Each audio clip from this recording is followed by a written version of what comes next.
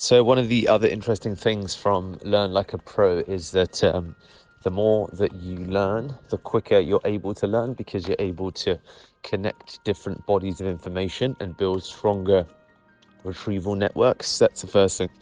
So the second thing that happens also is that as you learn ultimately new things, such as languages, it may in some instances displace older languages that you have learned, but not from the perspective of actual memory, but from the perspective of retrieval, because you'll signify different cues, or rather the same cues for different bodies of learning in your mind. So that's interesting to know.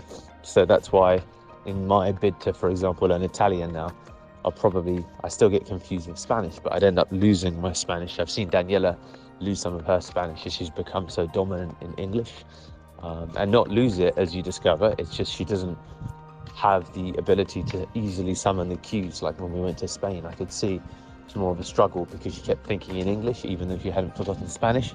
So that's interesting also.